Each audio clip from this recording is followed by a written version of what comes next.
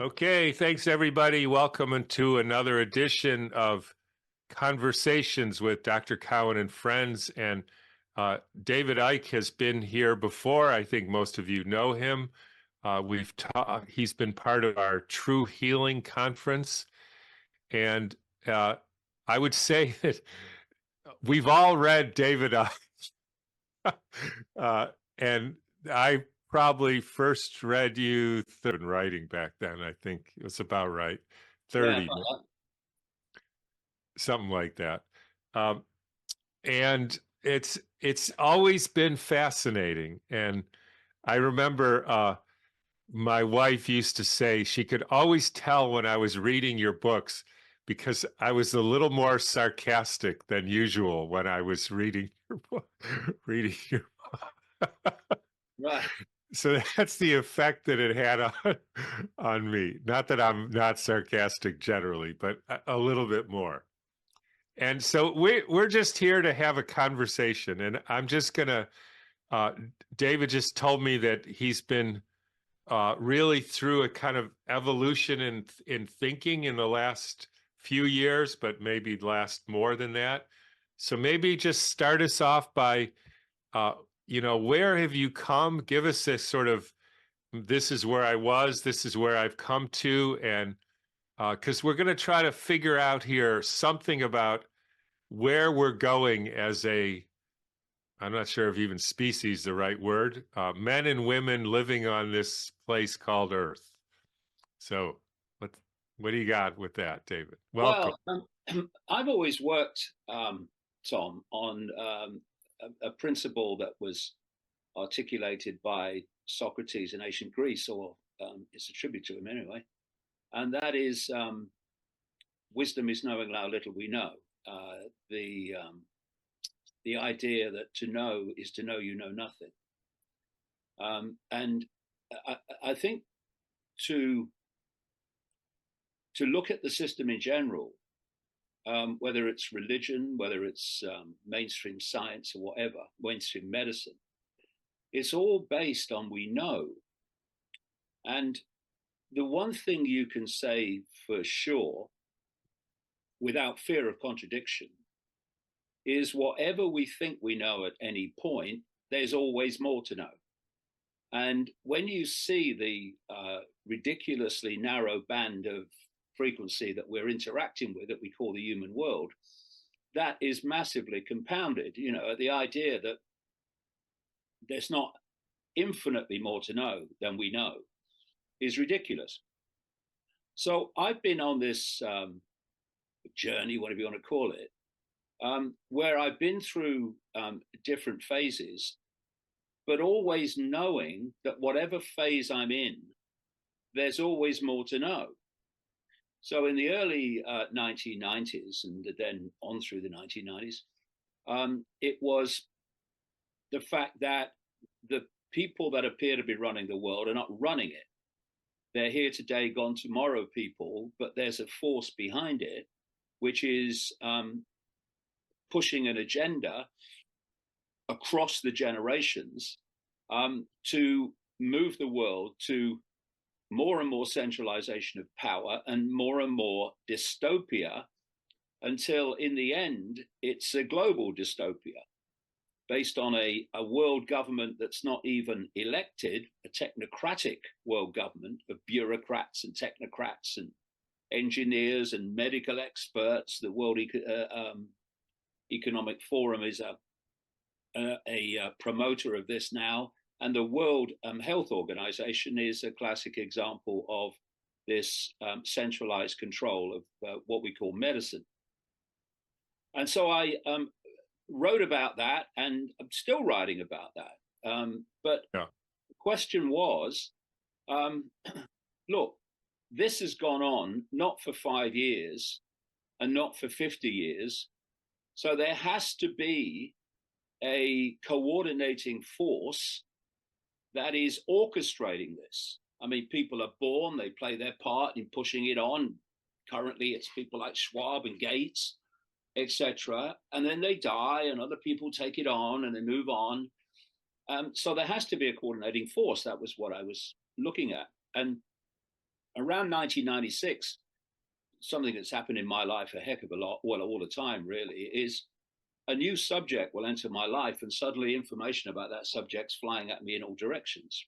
Yeah. And in this period of 1996, when I was on a well, I wouldn't call it a speaking tour because no one came, of America, and A talking tour. yeah, a talking to myself tour, or a talking to empty chairs Yeah, tour. a Right? talking to nobody tour. Yeah, I got very I got on very well with empty chairs. Some of them which I put out and put back myself, and then talked to them, and then went Yeah. home. So yeah, so I started meeting people in a very synchronistic way. I was going to different cities every day to talk to nobody, and the information that was coming was that actually there's a non-human force behind the human network that I call the global cult, this global network of secret societies, that's behind all this, pushing the direction of the world to more and more dystopia. And so I then moved into that area, and I encompassed that with the here and now stuff. And it went on. I got more and more information about that. And when you actually look today, this is one of the interesting things, is that when I first came out with all that stuff, of course, it was enormously ridiculed, and some of it still is. But as people start to see, particularly since the COVID hoax, that actually what we're looking at is a very anti-human agenda, targeting all the areas that humans need to survive, even now fiddling with the atmosphere as well. And more people have started to go, well, actually, it doesn't sound so crazy now. And so the next thing was, okay, so this non-human force, which is operating outside of the visual frequency band, how do they do it? And just to interrupt for a minute, at this point, that you wouldn't have been able to characterize what this non-human force was, or for instance, their intentions or their origins or their particulars. Well, And that I don't think matters, because oh, but I went into all that. I researched that very deeply. I mean, one of the things that was a common theme was that this force, at least at one level, took a very reptilian form, and also involved this other classic ET group called the Greys. But in the end, the more that I understood it, and indeed, you don't really have to go into it too deeply to realize that you can talk about form like you talk about the human form, or you can talk about the reptilian form or the grey form or whatever. But actually, in the end, what's dictating the behavior of whatever form it is, it's consciousness. So in the end, this controlling force is a form of consciousness. right. So it's a different consciousness than the sort of normal, man or woman consciousness. It's a psychopathic consciousness that wishes to control and wishes to impose its will.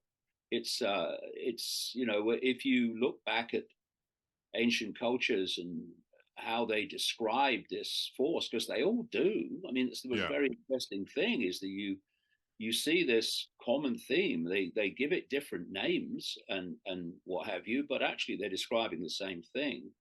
And one of the tags that they give this consciousness is foolish and stupid, because it's desire to control and impose. Anyone who does that for me is mentally disturbed. But what it's incredibly skilled at, and its expressions in form, whether it's the global cult or some non-human entity, that makes them very good at manipulating perception. not least because they know how perception works, and not least because they're running a system in which control of perception is the reason for its very existence.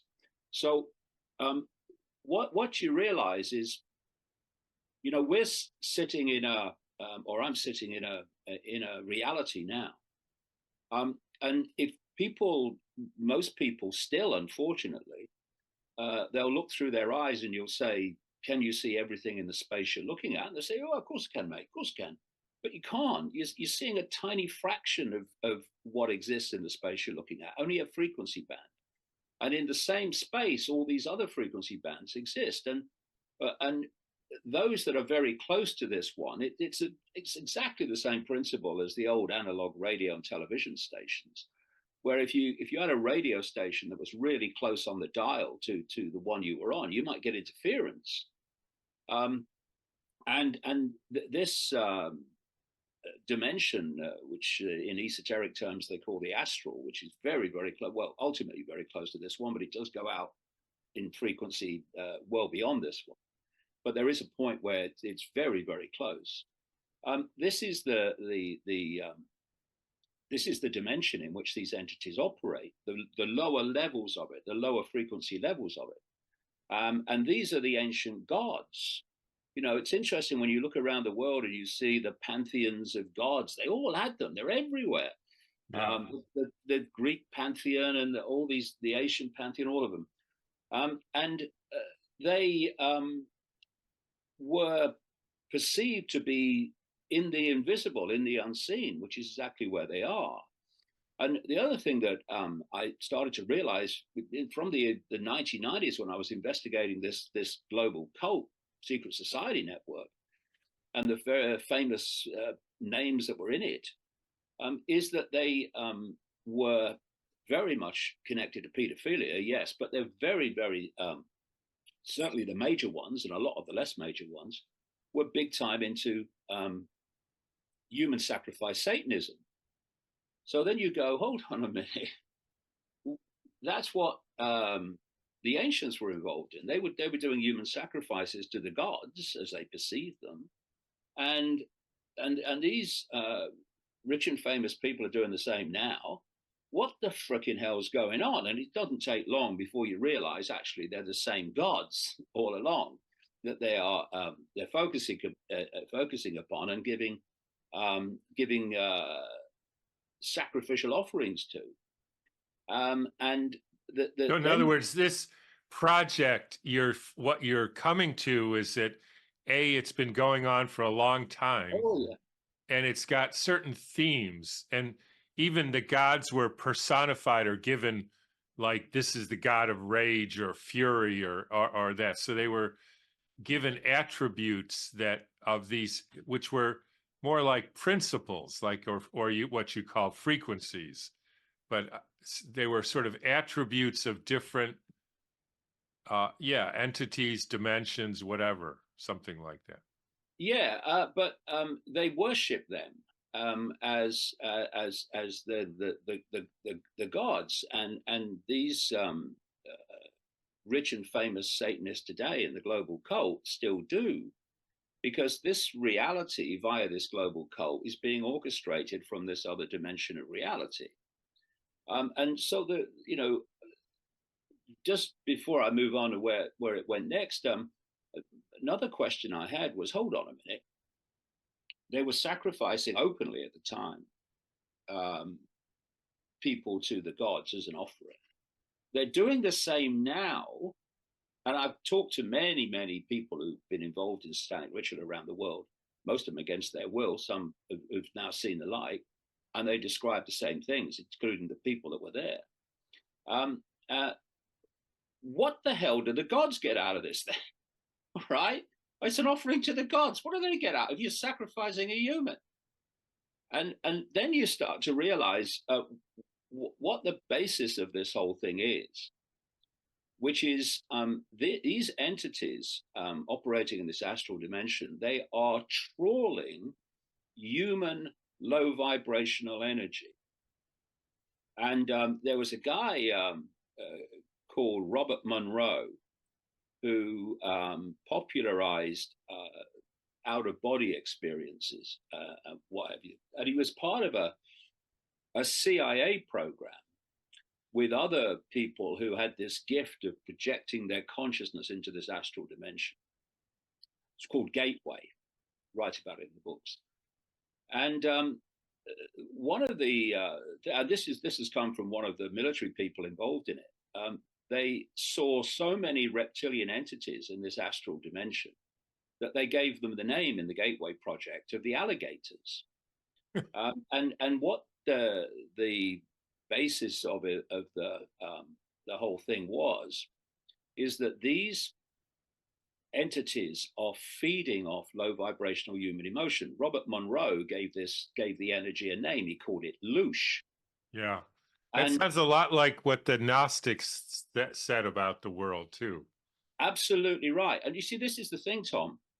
There was like these archon beings that I Yeah, think are this a different name for this, and they're literally their food. You might even use that word, was this vibrational fear and hatred and rage and absolutely, absolutely right. And that's an interesting thing, Tom. You see, because one of the things I'm looking for, and I've looked for all along, is patterns, and patterns not of disagreement, but patterns of agreement across different cultures, across different time zones. And you know, when a Zulu shaman is telling you certain things about Zulu legend and Zulu accounts, and some military industrial intelligence whistleblower in America is telling you exactly the bloody same that's going on now, then yeah, you know, and then you, as you rightly say, you've got the Gnostics, you've got, I mean, you know, you look at your religions as well. So you've got in Christianity, they have Satan or the devil, and I say that's the overall consciousness that's behind it. But they then have demons that serve the devil, Satan. In Islam, and these are operating in the unseen, according to Christianity. Then you have Islam, which is supposed to be different from Christianity, but there's so many things that are the same. And one of them is the jinn, where they talk about a being called Shaitan, ridiculously close to Satan, and or Iblis. That again is this overall consciousness that's behind this, and it's served by the jinn that manipulate from the unseen. And then you go to the Gnostics, and they have Yaldabaoth, also known as the demiurge. That's their overall consciousness being that is behind it, and served by what they called archons, which is Greek for rulers, very appropriately. And they are feeding off low vibrational human emotion. So this is the point, and it's kind of explains a lot about the world, is they have no interest in humans being in states of joy and happiness and contentment and satisfaction and love. They want them in states of fear and anxiety and depression and hatred and resentment and regret and all these things. And they because want for some bizarre reason, that actually is their food, their fuel. It's like yeah, a matter of survival almost. yes, well, that's right, and it's because if you the thing is that every time we think or feel emotion, we're generating a frequency that relates to the nature of the frequency of the type of emotion, the type of thought. So you know, joy and happiness are very high light frequencies. That's why people say, "Oh, I feel so light today," and then other times they go, "Oh God, I feel so heavy." It's because it's the low, slow frequency, and it's making their energetic field more dense, and they feel like heavy and we talked about it a few minutes ago. The mentality of these quote gods, idiots, is such, this desire for control, this desire for imposition, that they are themselves operating in a very low vibrational state. And therefore, if they're going to absorb energy, it's got to be within a frequency band that they can absorb. So they have an interest in conflict and humans being in low vibrational states of emotion, particularly. And so the next question, of course, was, well, so how do they pull it off? And what happened is, just after the turn of the millennium, and this has happened to me many, many times, I had this overwhelming feeling that this is a simulation, which the Gnostics actually call. The Gnostics, there were some amazing texts found in an earthen jar in 1945 in a place called Nagamadi, about 75, 80 miles north of Luxor in Egypt. And they were Gnostic texts that it's estimated they were put in that jar maybe about 400 AD, which kind of fits because that's when the Gnostics were being targeted at the great library of Alexandria, which they used to run by the Roman Church.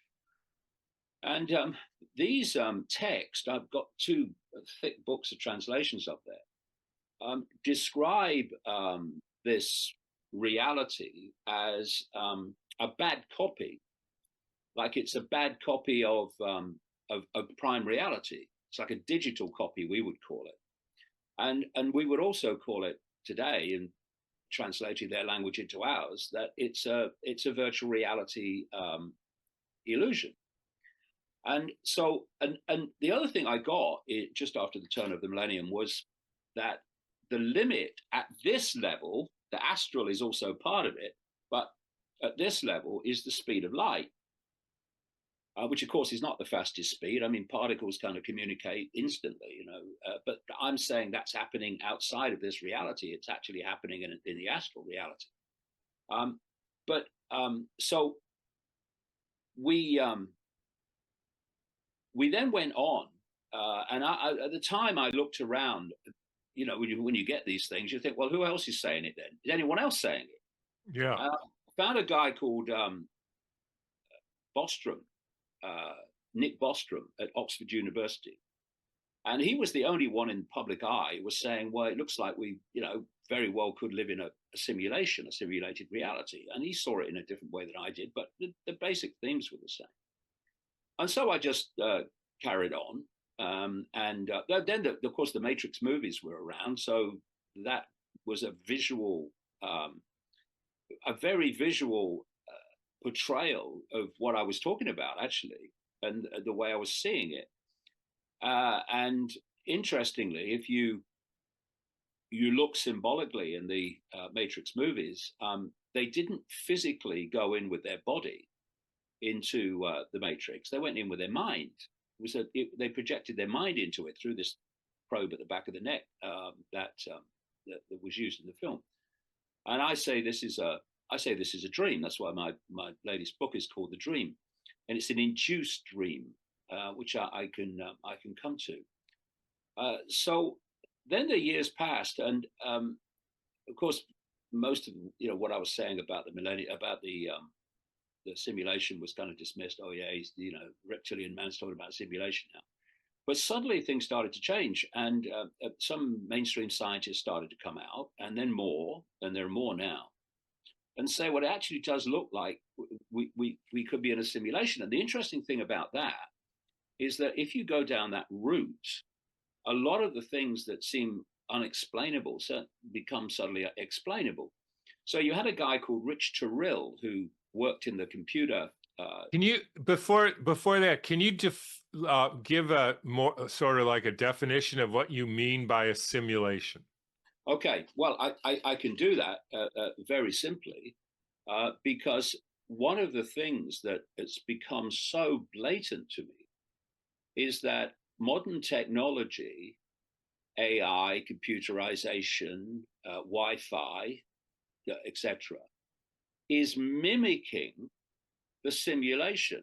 I don't think that's an accident. I think they're putting another layer on it, another layer of illusion on it. But so if you look at what I'm saying about the simulation, I'm not saying it's a construct.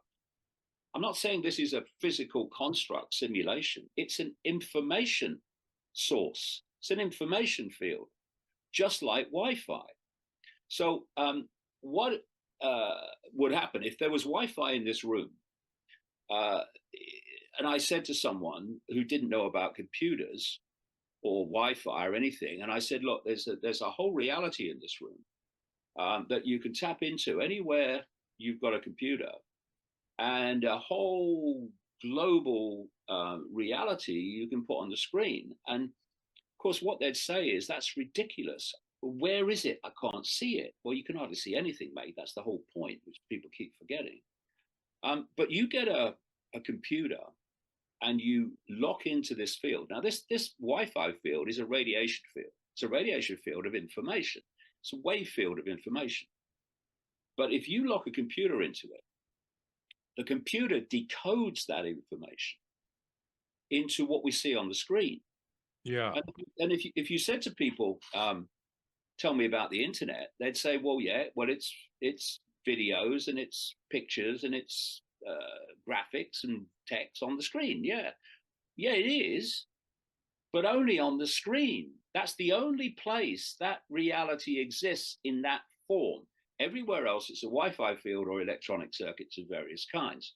And then over the years, I've been looking at mainstream science in its view of, although it doesn't widely discuss this very much compared with what it should, how we create reality, how we decode reality.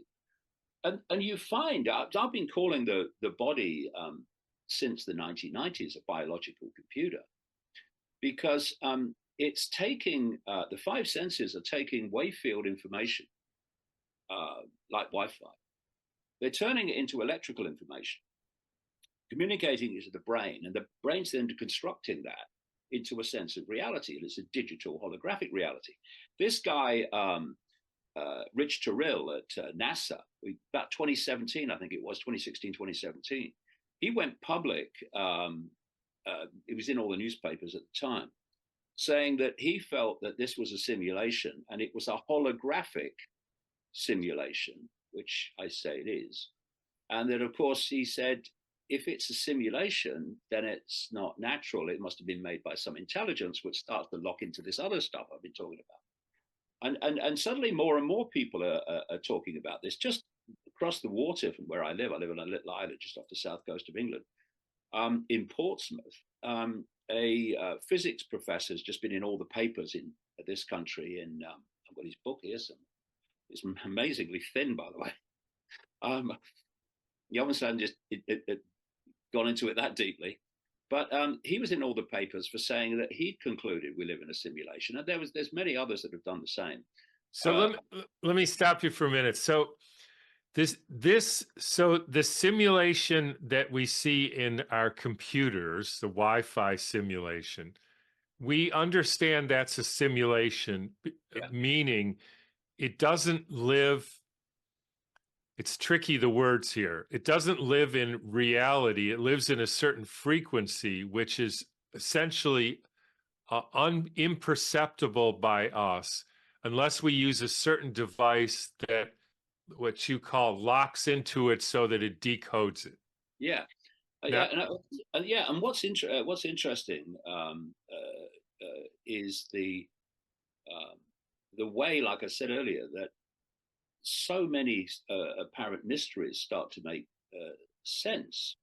But before I get into that, just the other thing that I need to mention is that in April 2021, there was an article in Scientific American by an academic, and the headline was, "We live in a simulation, and the limit of the simulation is the speed of light," which is what I got just after the turn of the millennium. And he was saying that he felt the speed of light was the processing speed, the limit of the processing speed of the simulation. And the other thing that I've been saying since,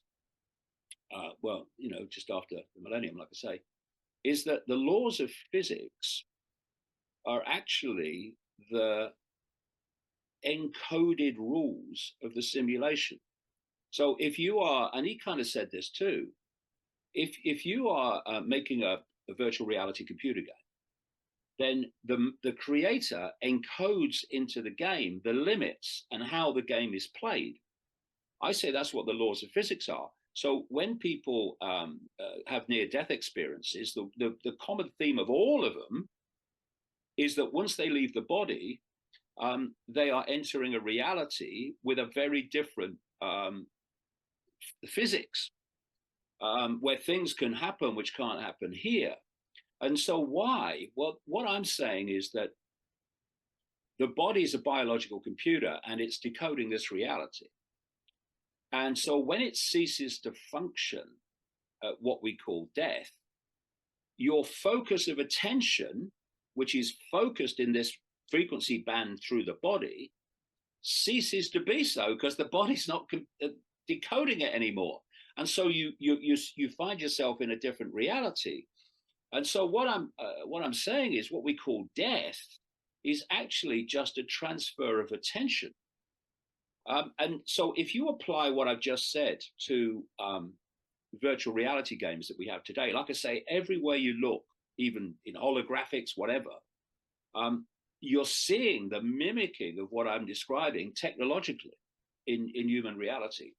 So if you go on the internet, if anyone goes on the internet and they put in words that take them to compilations of people with headsets on, and it's incredible. They're in a room, often empty, or just one of their mates there, or their wife, or whatever. They put this headset on, and it completely and utterly takes over their sense of reality. They're thrashing about, they're screaming, they're falling over, and so then I apply it, in the dream to this. You come out of the womb and you've got a headset on, but it's not a headset you can take off. I mean, if you get in trouble or fear with a computer game, you take the headset off. Oh, phew, it's just a game, but you can't take this one off short of dying. That's the point I'm making. And so you come out of the womb with a headset on, and your parents have got headsets on, and everyone around you, everyone you see has got headsets on. They're all being fed the same information, same reality. You go to school, your mates have got headsets on, teachers have got headsets on. Go to college, university, professors and academics have got headsets on. You turn on the newsreaders got a headset on. Politicians have got headsets on, scientists have got headsets on, doctors have got headsets on. And they're all decoding this same collective reality, thinking it's real, when the only place it exists, what I'm saying anyway, the only place it exists in the form that we're experiencing it is in here when it's decoded. So here's the question then. Is there a reality or a frequency or a experience underneath this headset reality that you're talking about, which is accessible? Well, I call that prime reality. And, for me, if you look at the Gnostic writings, what's happened is that as a section, if you like, of prime reality, which is kind of naturally occurred in the way that it does there with consciousness and all the rest of it, has been a digital copy has been taken of it, and it's been overlaid, and the body has been created to lock into that overlaid Wi-Fi feed. So there is a prime reality out there, and that's what the Gnostics, for instance, were searching for. Yeah, I say there is, and I say what the whole idea of this simulation is to entrap perception, so that we're living a fake reality, believing it's real. Yeah. Manipulating that reality to create emotional and mental upheaval, turmoil, fear, etc. That's generating this loosh. This is like a loosh farm. Yeah. And so what would it feel like, look like, be like? What would you see in this primary reality? Well, I think that's a realm. I think it's a multidimensional realm, because I think beyond this fake reality is infinite reality with infinite possibility and infinite potential. I mean, I don't think there's any limit to it. It's basically what you can imagine, you can create. And I think that's the what happens out there. It's much more what you imagine you create. There's no need for food, if you like, and there's no need for all the things that the physical world has been set up to need.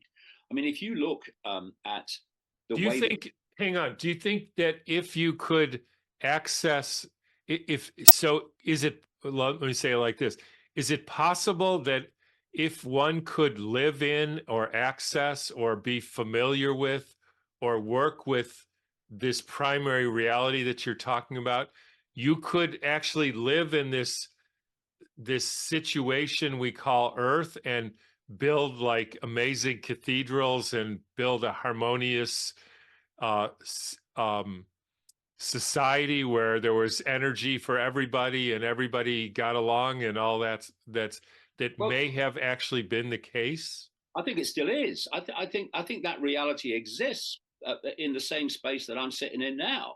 It's just nowhere near this frequency, and it's kind of interesting, I've So looked it's at. here, but we don't perceive it. We don't perceive it because it's we're in a very low vibrational Yeah. reality. It's interesting. I've studied this from everybody angle, and I'm just writing a third book in the trilogy now, and going deeper. There are certain people, not many, but certain people that say they remember their conscious incarnation at the start of their life, and just before.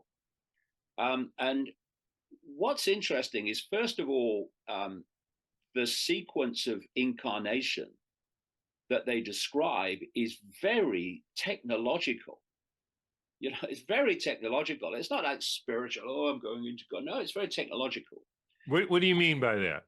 Well, it's very much run by technicians and run by artificial intelligence, but an artificial intelligence way beyond what we see in the public arena, in the human world. But that AI, that astral AI, as I call it, is starting to be brought in. This is where all this AI is coming from. So you've got these technological advancements that are moving so fast, and there's no break. There's no break where they're sitting around a table strumming their fingers, saying, "Well, we've got to wait for some geek in a garage in Silicon Valley to invent the next level." It's there, and it's getting faster. Why? Because it's already there. They're just playing it out in a sequence with cover stories of how it was discovered by this. No, play it out. It's being played out in a sequence. And the more it's played out, the more controlling it becomes. This is why AI is taking the bloody world over. So they describe technicians. I mean, what one describes, and you can say, oh well, they're just fake memories. Well, I was, and I'm very skeptical, but I was convinced they're actually describing something, because the common themes are all there, and they describe there's even an incarnation machine that helps you prepare for it. And the reason for that, and this is the point that I'm leading to, what they're describing in their memories of incarnation is the fantastic difference in frequency and density between where they are incarnating from, which is the astral, and this reality. That's one of them. He says you just keep going down and down and down and down, and it's very intimidating. Down meaning denser. Denser. Yeah.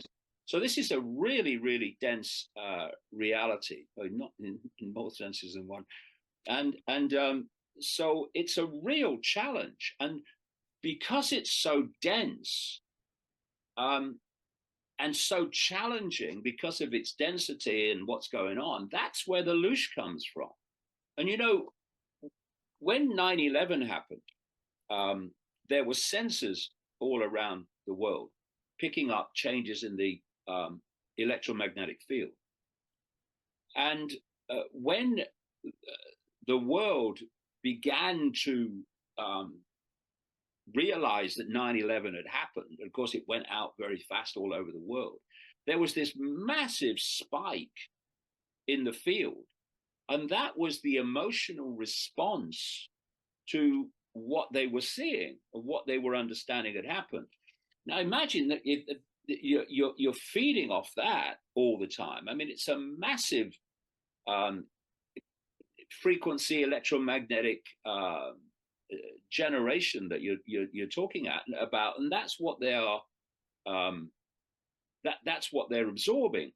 And there's a guy at MIT called Max Tegmark, who's a mathematician physicist, and he points out that the physics of computer games mirrors the physics of our reality. There was a guy called James Gates, who was a science advisor to the Obama administration. He led a team that say they found in the fabric of our reality, they found codes that mimic browsers, and that they contain what they called error correcting codes, where if something's starting to get off kilter, the error correcting codes bring it back into line. And what we're seeing now is more and more people are starting to see this, because, like I said earlier, so many things that make apparently mysteries start to make sense. For instance, they found all around the world these recurring sequences everywhere of the Fibonacci number sequence, pi, golden mean, golden section, and the fractal patterns, which are basically the holographic principle of as above, so below. They're in the way that storms form, in the way that hurricanes form, in the way that plants grow, in the way that shells form, the proportions of the human face. They're bloody everywhere. Why? And a lot of the ancients who had this esoteric knowledge, they were building their cathedrals according to these proportions, and not least the Knights Templar, who were behind a lot of the temple design in Europe. And these codes, they're computer codes. They were co-opted as computer codes. Yeah, I say they are the what we call the genetic code. I say that's a computer code. Yeah. And the other thing which you'll find interesting when you think about it, people talk about the natural world, and they talk about the natural physical body. And you say, well, why do you say natural? They say, well, it's biological. Okay. And so because biological is different from what you perceive as technological, the biological must be, it must be natural. Well, yeah. But how do you know that? Unless we have something that is absolutely solid gold, unimpeachably natural to compare it with, we don't know that. And what I can say, having researched these people for 34 years now, is they treat the body as a form of technology, a very, very advanced form of technology, yes, but they treat the biological as the technological. And what they're doing now is manipulating more and more to make it more and more synthetic in nature. This is where this synthetic biology comes from, symbio and all that stuff. They treat it as a form of technology. And so in Moderna documents, they were talking about the content of the vials. Vials, very good term, vial. And they describe it as like an operating system. Yeah. Like a computer operating system. And you're seeing more and more of these people starting to talk in those computer terms in relation to what we biology, as biological programs. So I think we're onto something. As obviously we go back to the start. Whatever we think we know, there's always more to know. Yeah. dramatically, but I think there are certain principles here that are definitely moving in a direction of understanding a lot more about the world than we did before. All And right. So we only have a few more minutes here, David. So I always hate this question, but I'm going to ask you anyways. So if you're somebody listening and you hear this and you think, if you have the thought, I don't want to live in a simulation, I want to live in reality, or I want to have a better life, or I don't want to be part of this loose ritual, or I want to get out of this sort of third layer simulation. Where do you go with that? well, it goes deeper, obviously. I'm sure. But, the the reincarnation cycle is the wheel of samsara, as they call it in the East. That's to keep you in the simulation, Yeah. but you keep coming back. You go out into a reality that is massively less dense than this one, and to your perception, to your experience, you're in a form of heaven now. Yeah. Because That's the Gnostic path. You got to get yeah, out of this. and so yeah, you get into that, and then what's interesting, Tom, is the the parallels between the what we people call the spirit world, the astral, in other words, and the human experience. There's a lot of parallels between it, and one of them is giving your power away to authority, feeling small, feeling inadequate, and therefore giving your power away to perceived betters and perceived experts. That Yeah. happens, of course, in the human world. But when you listen to these, and I've read and listened to untold numbers of near death experiences, looking for the common patterns. And what happens is one of the things that they describe, um, and these people that remember their incarnation describe, is the mind wipe, where their memories are literally wiped. So they come in, and one or two will have memories. I mean, from very, very early age, some children have memories of past lives, but most of them don't. And certainly by the age of 7, it starts to disappear. And they talk about the mind wipe.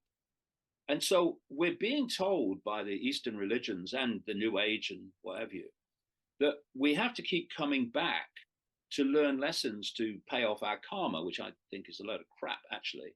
And so you can't bring in the previous lessons, so you don't have to learn them again. Your mind's bloody wiped, and when you go out, people. You say to people, yeah, you believe in reincarnation. Oh yeah, so you've had many lives. Oh yeah, but sorry, when you had your near-death experience and you left the body, you said you were bewildered. You didn't know where you were. But you must have gone through that so many times. Why don't you remember? And they don't. And so they become putty in the hands, if you like, of people of entities that are perceived to be guides and elders and spiritual heroes, to tell them, this is what you have to do, and now you go back and you've got karma and you have to learn your lessons. And, Yeah. the life review. Oh yeah, not what you did there, and all this shit. And so you keep coming back, and so I looked at the world, and I thought, when I was looking at this reincarnation stuff, and I thought, well,